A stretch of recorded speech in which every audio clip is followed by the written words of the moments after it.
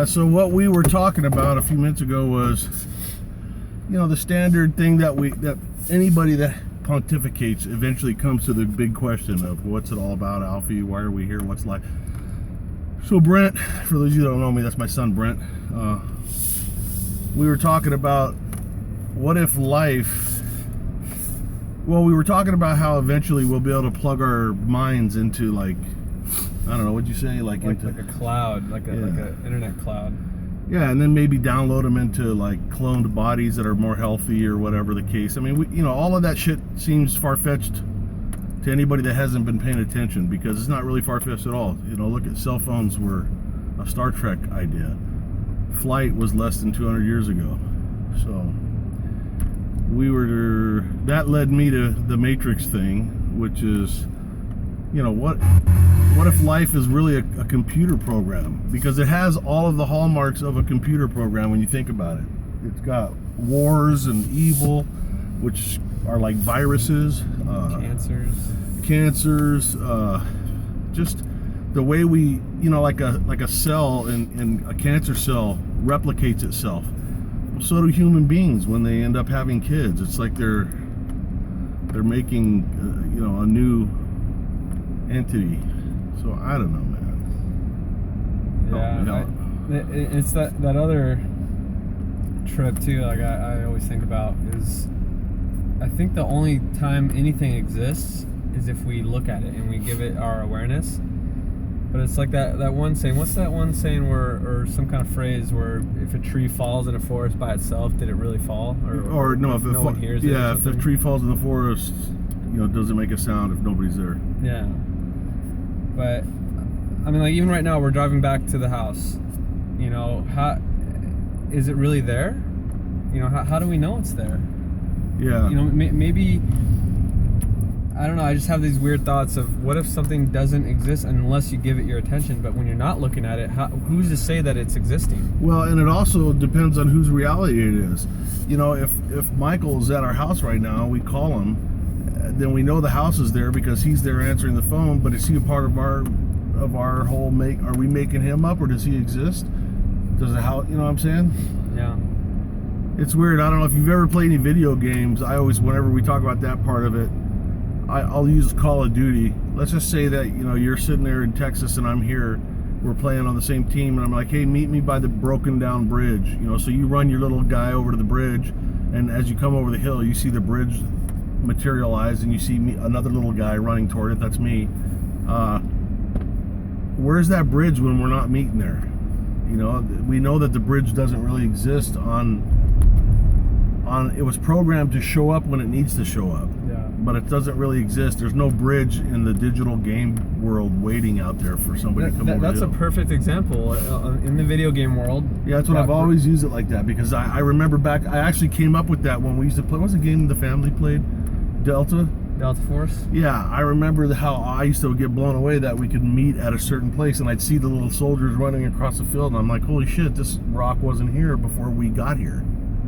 But it will show up every time we need it to show up. Yeah. If you turn around and look behind you, it's there. Yeah. But when you turn around facing this way, it would be an abuse and a misuse of computer RAM and space. So the programmers would not program it so that it was there all the time. They would program it there so that when you did key things like turn and look over your shoulder, it would be there. Yeah, that right there. And maybe the reason why we were able to create that in a video game is because that's the laws that we live in. Yeah, real world. That's the universal law of creation, maybe.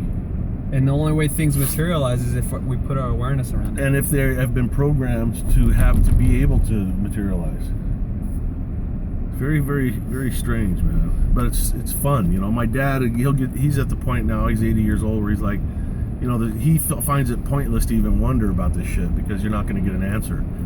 Him and I are different, because I look at the fact that we can't get an answer, I find that intriguingly interesting and awesome, because as long as you don't have the answer, any thought is possible. Yeah. You can think of the most bizarre thing, like 200 years ago, somebody going, well, yeah, that'd be like a flag on the moon, ha ha ha. Well, now it's come to pass. And speaking of that, is there really a flag on the moon? or is it only there if we go look at it? Exactly. Is there really a moon? or is it just there if somebody looks at it? Yeah. Maybe that, and I've read stuff too in quantum physics that they're starting to just validate that that's actually true.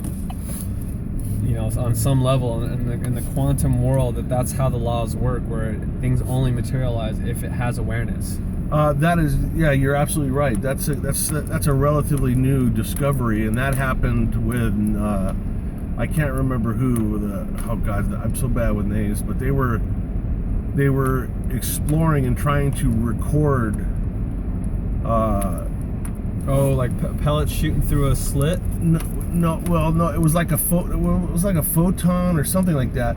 But what they inadvertently discovered was that it does certain things when you're looking at it, and does different things when you're not looking at it. Yeah, yeah. It's like the mere act of looking at it and being aware of it changes its reality. Yeah.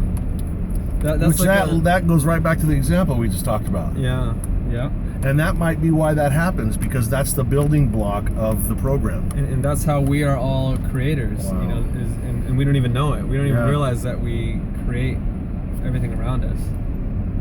But we think it's outside of us and separate from us, so we're bound by it. It's all internal. I mean, it's like you look up at the star-filled night, and you think there's this great vast distances between mass, you know, the stars and the planets. But if you look at it from a logical standpoint, that almost doesn't make any sense. That there would be so much of that not being used. But maybe we are part, like I said, part of a program, and because we require there to be material answers. In other words, when I put my foot on the ground, I expect to feel it. Yeah. So when I look up in the sky at night, I expect to see something. So they've programmed in stuff for me to see.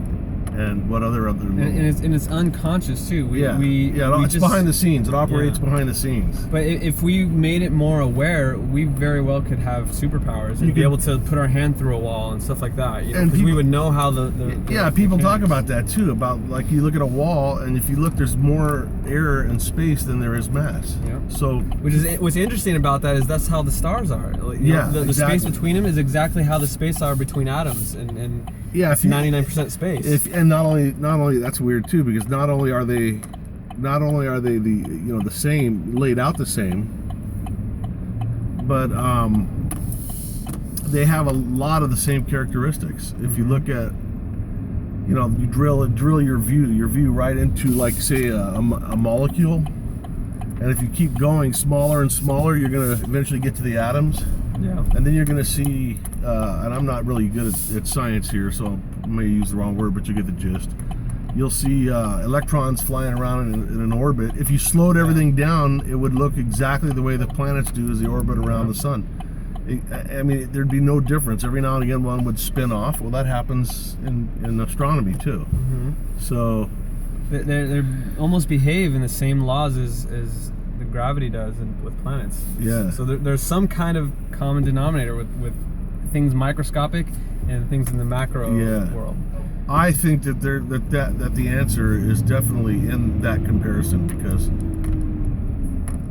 they are really, there's more similarity than difference between the macro and the micro. Yeah. When you're talking about cells, atoms, molecules, protons, neutrons, sun, moon, Jupiter. The guy that I'm getting ready to run over with my truck, I'm just gonna run him over and see if it's his reality or mine.